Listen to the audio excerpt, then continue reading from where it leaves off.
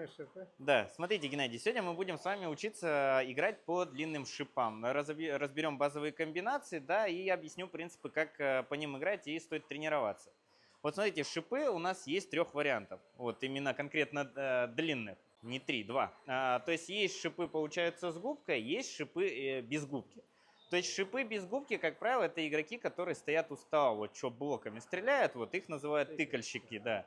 Вот. И есть игроки с длинными шипами, кто играет в дальней зоне, они ими защищаются. Есть также ряд игроков, которые еще могут ими атаковать.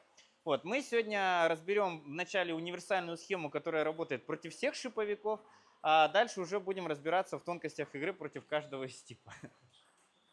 Смотрите, мы с вами будем сейчас разрабатывать правую и левую сторону. То есть у шипов какая особенность? Вы, когда на них играете накатом, вам возвращается, в принципе, немножко нижнего вращения обратно. То есть они как бы простым языком меняют вращение, а на самом деле они отправляют то же самое. Только от вас летело верхнее, вот он отскакивает, крутится в ту же сторону, но для вас оно уже становится нижнее. То есть направление вращения оно не меняется, но вращение, которое надо обрабатывать, его надо играть. То есть в чем особенность? Если вы играете шипом, ну, по шипу накатом, ну вот подайте накатную подачу, вот, делает шиповик тычок, вот просто толкните вперед, вот раз, он у вас будет стремиться в сетку. Соответственно, вам следующий мяч можно как отыграть? То есть вы можете сделать срезку. Когда вы делаете на шип срезку, вам возвращается обратно плоский либо верхний мячик. То есть вот давайте попробуем, попробуйте подрезать второй раз. То есть раз, два, и он всегда будет взлетать. То есть вы, когда играете по шипу, это всегда надо учитывать. Вот, мы с вами сейчас давайте поработаем простую комбинацию, чтобы мозг просто мог запомнить. То есть мы играем накат. Я, когда толкаю, какое вращение к вам придет? Придет нижнее, то есть вы отрезаете, потом я вам снова режу, летит верхнее, вы снова делаете накат. Вот давайте попробуем так подержать мяч. Не, накат, подрезка, накат, подрезка. То есть вот раз, тычок, отрезали.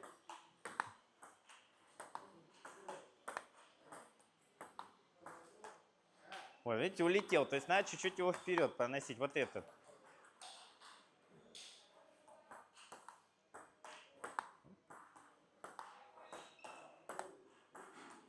Вот, хорош. Отлично. Смотрите, теперь задание можно чуть-чуть усложнить. То есть вы, когда почувствовали вот это накат, подрезка, да, поняли, что делать.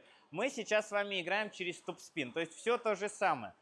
Только смотрите, в чем фишка. Когда вы играете сильным вращением, то есть если накатом мы играем вращение, оно практически нулевое, практически, ну, чуть-чуть надо приподнимать в равной степени. Когда вы крутите, то вы, допустим, сделали там 30 оборотов, да, мячик в секунду летит. Вам, чтобы следующий перелетел, надо сделать 31. То есть вы все время раскручиваете свои вращения. И каждый следующий топ-спин, получается, надо усиливать. Вот, это как бы потяжелее. Мы пока с вами через вариант топ-спин подрезка. Для чего это делается? То есть, допустим, это используется против защитников профессиональных, да, против шиповиков иногда.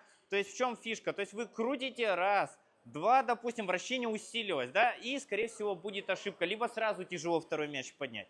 Мы это вращение превращаем в ноль. Нам дальше летит уже больше верхнего вращения, мы снова крутим, управляем мячом, раз, опять срезка. То есть это как бы удобно контролировать. То есть если серию по нижнему не получается сделать, то лучше играть через срезку. То есть раз, подняли, отрезали. Ну, такое тоже бывает. Раз. Вот здесь отрезали, да. Оп, отрезали, вот. Вот второй мяч лучше не играть через траекторию, его уже можно больше вперед играть. Да, вот. То есть и шиповику будет чуть-чуть сложнее. То есть потому что когда идет хорошая навесная траектория, если шиповик достаточно хорошего уровня, да, у него мячик, он просто так чик, и вам вот это вот замороженный мяч полетит обратно. Вот, так что чуть-чуть поступательно. Иногда, конечно, можно вообще топ-спин не крутить, это еще сложнее будет. Ой, видите, то есть мне уже сложнее, потому что шип с губкой, он у меня у стола начинает вылетать больше. Теперь смотрите, немножко поменяем задание, то есть чуть-чуть его усложним. Смотрите, я вас сейчас буду растаскивать. То есть когда начинается игра на счет, становится немножко сложнее. То есть от шипа иногда приходится играть здесь, да, следующий мяч шиповик может толкнуть, надо играть из середины. Либо наоборот, и здесь из неудобного положения придется толкать, либо слева резать, а здесь начинать. То есть я вам буду, получается, сейчас под нижнее вращение играть по всему столу. То есть вы когда топсанете, я вам хоть куда возвращаю, а второй мячик я вам тыкаю под правую сторону шипом. Готовы?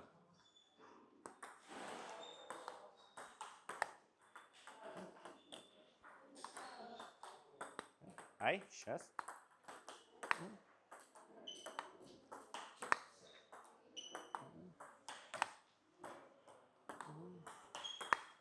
Вот, видите, то есть вот так вот можно немножко балансировать игру. Аккуратно. А? Немножко было от бока и мой вернулся. Да, то есть смотрите, здесь тоже, если вы, если вы чуть-чуть по боку обрабатываете, то бок полетит обратно.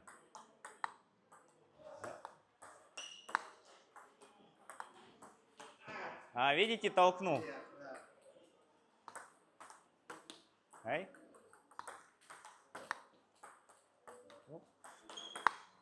Хорошо.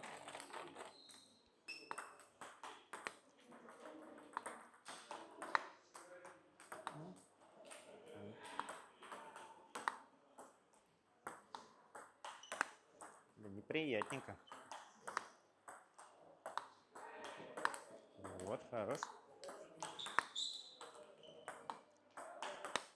Вот видите, вот это уже такая неплохая комбинация. Она и ноги разрабатывает, вот, и заставляет переключаться.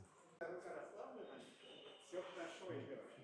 На соревнованиях, если зажато, все это... Ну, с шиповиком всегда будет разваливаться, да, поэтому лучше играть всегда через вращение. То есть, потому что когда вы выходите, рука деревянная, раз ударил, два попал, три попал, четыре не попал.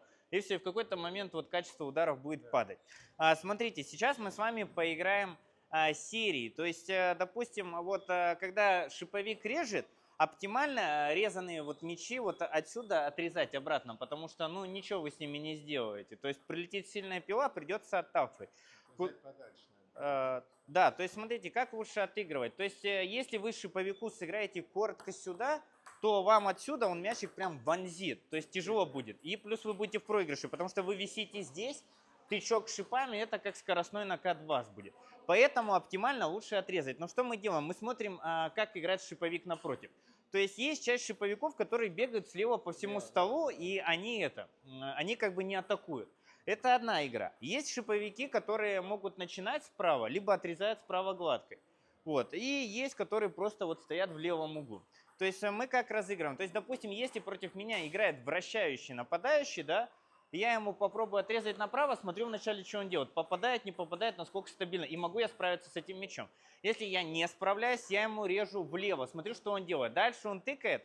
Даже если он тыкнет с дальней зоны, у меня есть время на реакцию. То есть прилетит мячик, он вначале будет лететь быстро, но из-за того, что он плоский, он здесь вот встанет. Вот, главное не дергаться здесь. Но, как правило, если шиповику режешь туда, он тебе вталкивает влево. Слева мячик чуть-чуть обработать тяжелее. Вот, поэтому мы вот здесь как раз можем отыгрывать от наката, если не хватает контроля, либо от топ-спина. Вот, мы накатом отыграли, дальше шиповик нам может тухло отбросить, и мы уже этот мячик можем врезать ему в другой угол. Вот, если шиповик играет со всего стола слева, то прям идеально. То есть, если мяч оставляет, мы врезаем длинно вправо. Как правило, они играют по диагонали. То есть, в правый сектор и отсюда уже начинать ускорять.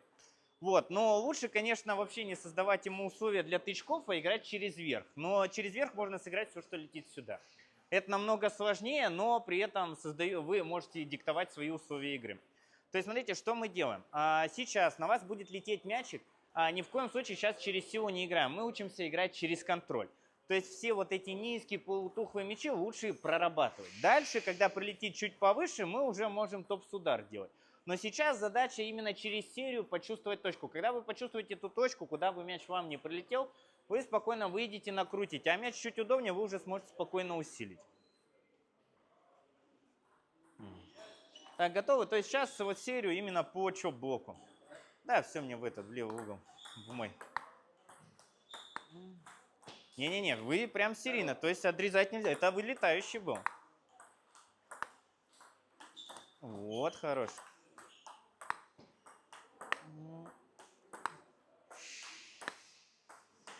Не-не-не, вот видите, то есть сила добавляется, все, мячик сразу валится. То есть чуть-чуть технически не доработаешь, будет ошибка.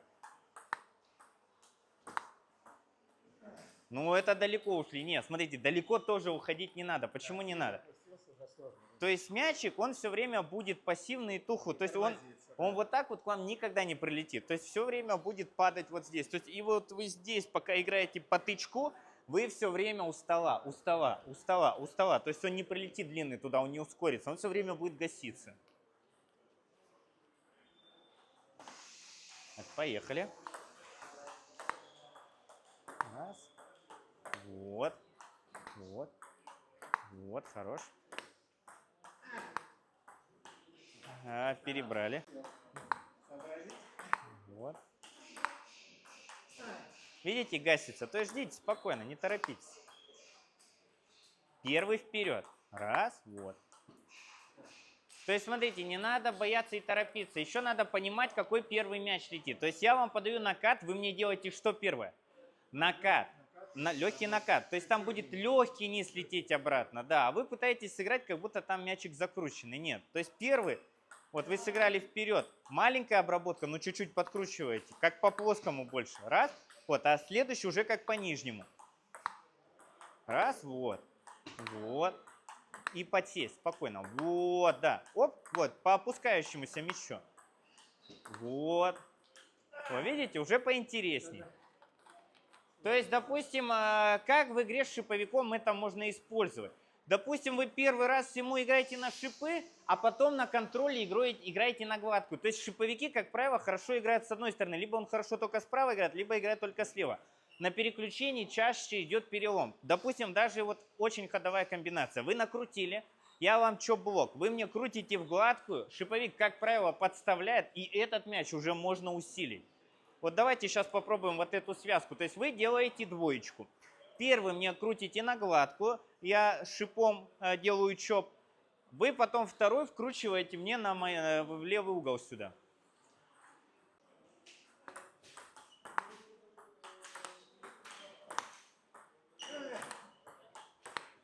А куда, зачем туда-то убежать?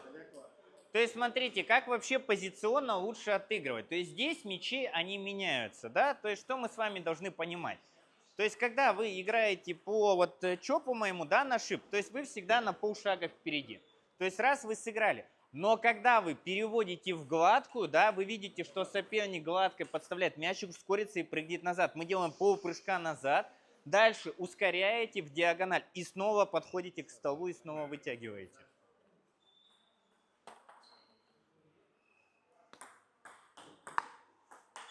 Не-не-не-не-не, куда? Вот, либо можно, да, слету еще отыграть. Но не прорабатывайте первый мячик. То есть прям дождаться, пропустить. Раз. Ай. Вот халтура.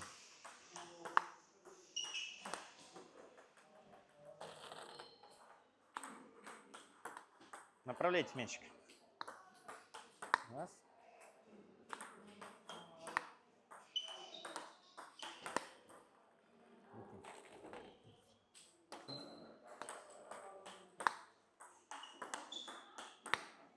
Видите, то есть мне уже сложнее по этим мячам играть.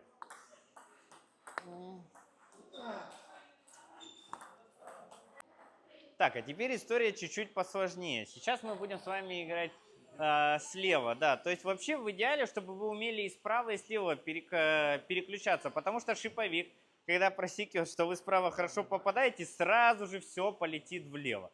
Вот, и на самом деле надо просто этого не бояться и спокойно отыгрывать. Но чтобы было эффективно, вы для себя сразу же должны решить, как вы будете играть. То есть если вам уровня хватает, вы крутите, но если нет, то вы просто изначально себе говорите, ага, так, если он мне тыкает шипами, я просто буду играть с ним накатик, подрезка, накатик, подрезка. Вот, но чтобы его играть, надо его тоже отработать. Давайте, вы мне сейчас по прямой играете один накат, потом я ставлю шипом, отрезаете, накат, это отбиваю шипом.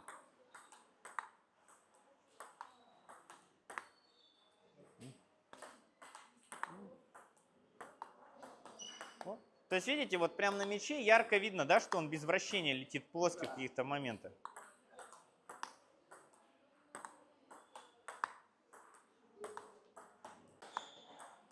Все равно, вот лучше так не делать. Попозже объясню, почему. Не-не-не-не-не, вот тут прям надо тонко чувствовать. То есть, когда вы играете шиповиком, не обязательно со всей дури бить. Да, если вы ошибаетесь, то лучше играть в среднем темпе, но стабильно. И потом в какой-то момент искать атаку справа.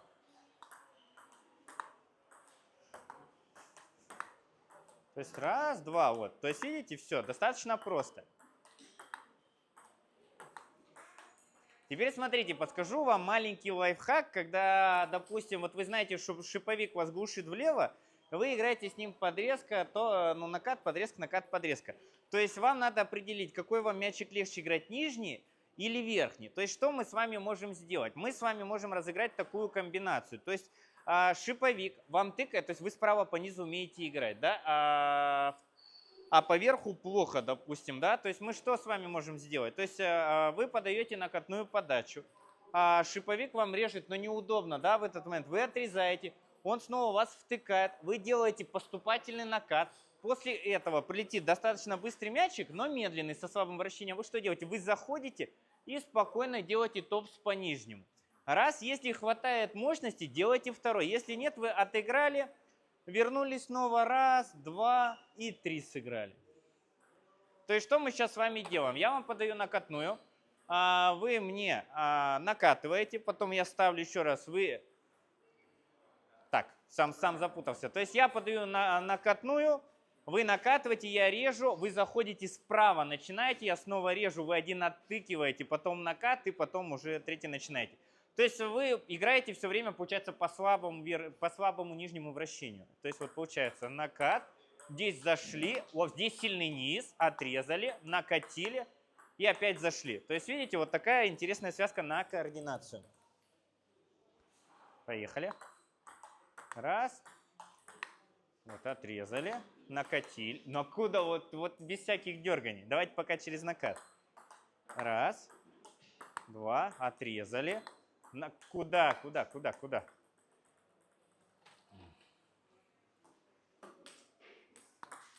есть раз.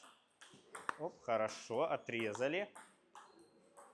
То есть видите, здесь, смотрите, здесь немножко будет неудобнее. Почему? Потому что мячик будет лететь быстрее на вас. То есть толчок. Лучше поэтому через пассивный. То есть если у вас есть хороший ход по нижнему, то лучше начать через нижний именно. То есть вот вы сыграли, видите, смотрите, тухлый летит мячик. Здесь уже чуть быстрее, он на вас напрыгивает. То есть поэтому мы играем накат, я подставил, и потом вы заходите по шипу играете. То есть раз, оп, видите, здесь вы уже успеваете, вам попроще. То есть раз, оп, отрезали, накатили, ну ладно. Ломаете связку.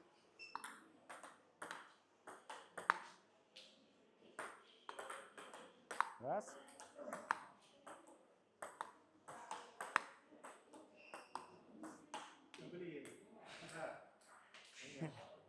Сыграйте через тройку. То есть вот именно наша задача по низу играть справа.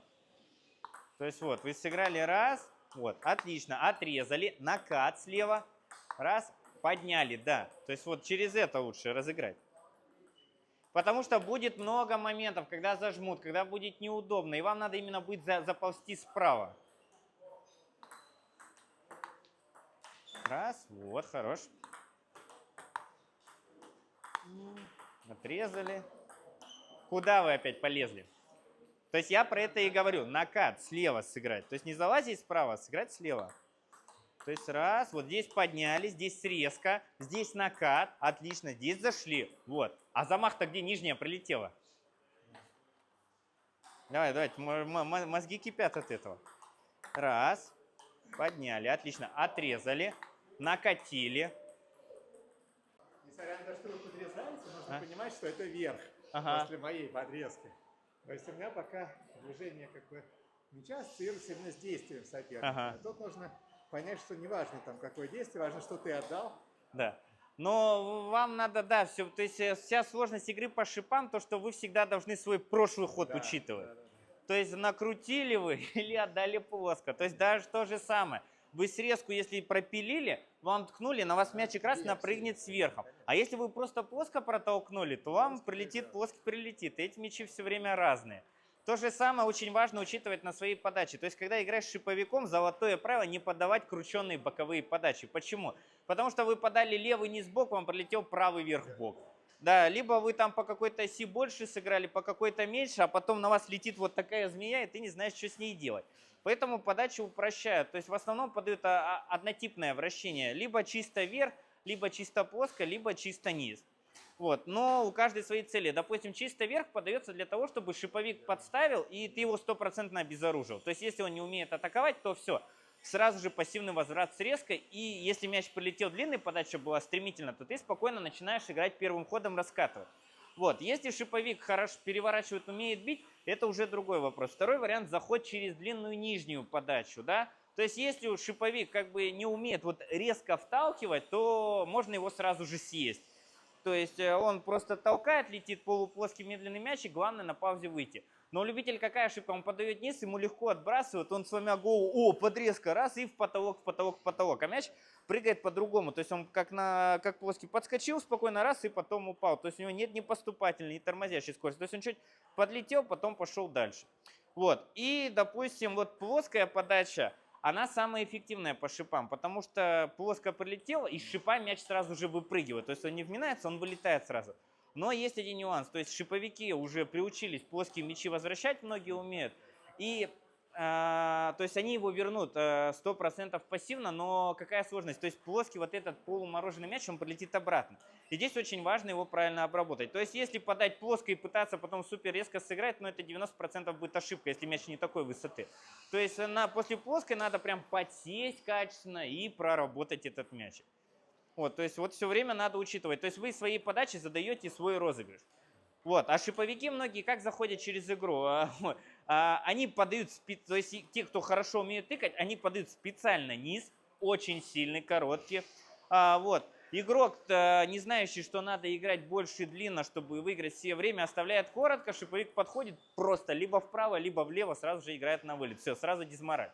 Вот, поэтому, когда шиповик заходит с сильной пиленной подачи, спокойно, не боясь, надо отдавать длинно влево. Да, даже если он сильно ткнет, но это будет лучше, чем он ткнет отсюда. То есть отсюда времени будет больше на реакцию. Ну и не факт, что он всегда попадет. Вот. Плюс, когда шиповик подает пиленную подачу, то первым ходом вы управляете. Вы можете запилить сюда, можете запилить сюда. То есть если он здесь побежит, ткнет, открыл угол. А если накрутил, подставил шипы, все, вы его затащили в комбинацию и начинаете разыгрывать. То есть вот такие моменты. Вот, ну и вам еще, смотрите, на приеме подачи очень важно смотреть, чем подает шиповик. То есть у большинства ошибка бывает, что они когда видят, что шиповик вот так вот подает пиленную подачу, да, любитель на автомате отрезает, мячик всегда высокий летит, либо пытается вытянуть этот мячик. Вот, то есть подача, она всегда плоская, как бы я ни сыграл, вот так вот я там супермаятник не сделал, видите?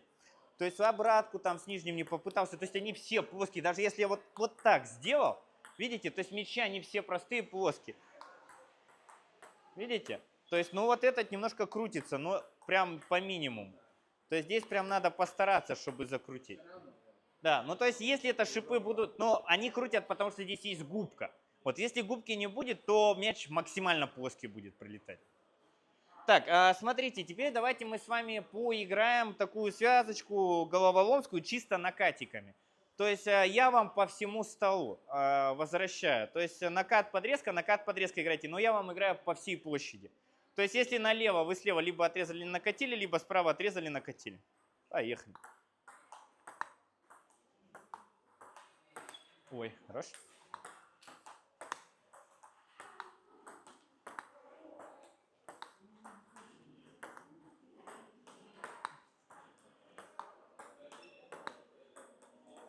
Вот, а так по шипам очень полезно тренироваться, потому что чувство мяча вообще прям великолепно развивает. Поэтому кто хает шиповиков, вообще не зря это делают. Плюс, когда ты выходишь играть с шиповиком, это всегда проверка твоего уровня игры. Потому что по шаблону играть умеют все. А вот игра по шипам это как раз таки вот умение твое переключаться, адаптироваться, думать. То есть здесь начинается интеллектуальный теннис максимально. Поэтому если тебя перетыркали, то есть это не проблема не в шиповике просто, ну а проблема в качестве элементов.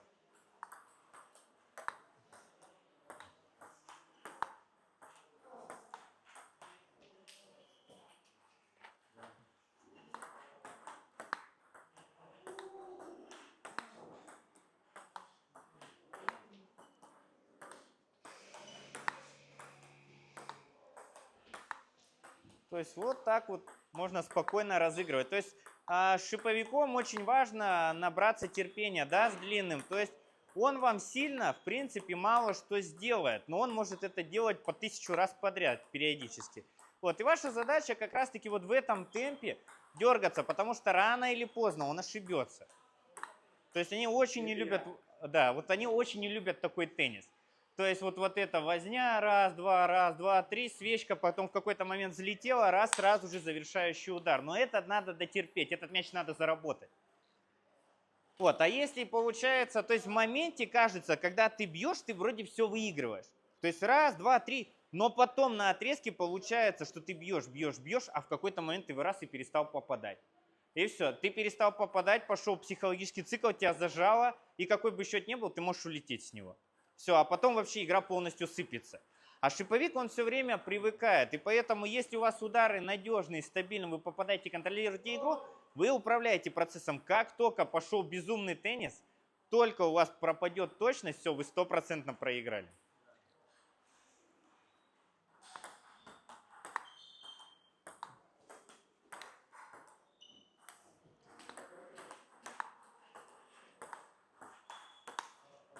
Вот, можете сейчас добавлять топс.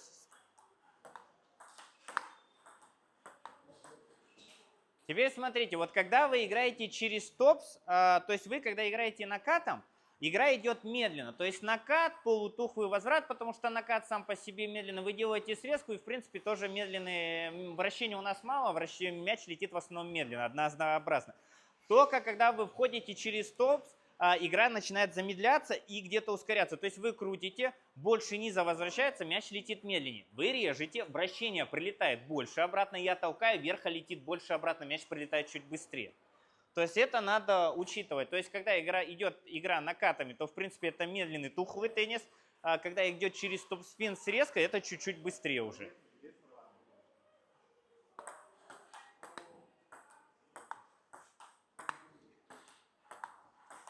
Вот, и здесь очень важно не торопиться в эти моменты.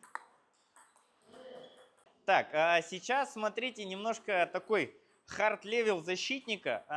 То есть следующий этап защитников, шиповиков, которые уровня уже повыше, они умеют крутить ракетку.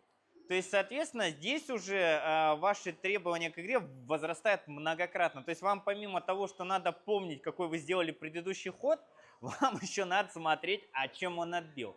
То есть часто игроки бывают, могут под столом повернуть. То есть вы играете с шиповиком на счет, да? То есть он стоит, смотрите внимательно, где у него рука и какая у него накладка в момент приема. То есть часто бывает путают. То есть шиповик стоит, у него были шипы слева, вы ему подаете налево, накатную подачу раз, он в этот момент разворачивает, а вы не успеваете сообразить, да? Либо наоборот, вот сюда он раз отрезал, вы такой, так, я ему сейчас сюда сыграю, он вам режет гладко, вы такой думаете, он мне вроде шипом вернул, а прилетает другое вращение абсолютно.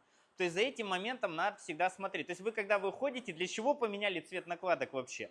То есть раньше играли, в Советском Союзе накладки были одного цвета с двух сторон. А поменяли как раз таки потому, что теннисисты прошаренные, что они делали? Они клеили на одну сторону там антиспин или шипы черные, а с другой стороны у них гладкая, либо тоже там другая какая-то накладка. Соответственно, когда игрок делал вот так вот, соперник не видел. И как раз таки, чтобы уравнять шансы, поменяли цвет накладок. Вот, поэтому одна одного цвета, другая другого, чтобы как бы честный теннис получился. Вот поэтому накладки разного цвета. То есть и вы тоже, когда вы отыгрываете, вы должны всегда видеть, чем я отыграл. Потому что мало знать, что от шипов летит. То есть только вы включите автоматизм, шиповик вам может сломать шаблон. То есть вы сразу должны понять, это такой шиповик или нет. Потому что если шиповик простой, вот который играет одной стороной, это самый простой уровень шиповика, да, он может быть очень стабильный, но ты всегда знаешь, что летит. Этот, когда крутит все, начинается шоу интуиция. Все, то есть ты смотришь, в какой момент он какой накладкой может сыграть. То есть он может развернуть суд, слева ударить, либо справа. То есть с ним надо быть вообще готовым ко всему. То есть что мы сейчас с вами делаем? Вы мне вращаете влево, я вам шипом ставлю, в какой-то момент разворачиваю накладку. То есть мячи прилетят разные по свойству. То есть один будет тухлый, да, а другой прилетит накатной будет. Поехали.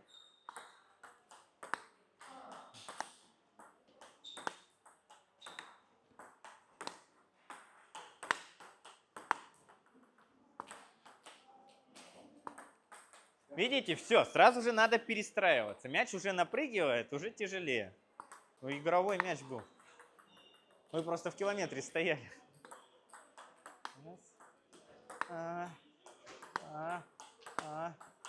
Раз. Ну, хорош, надо работать. Ну все, супер. Спасибо.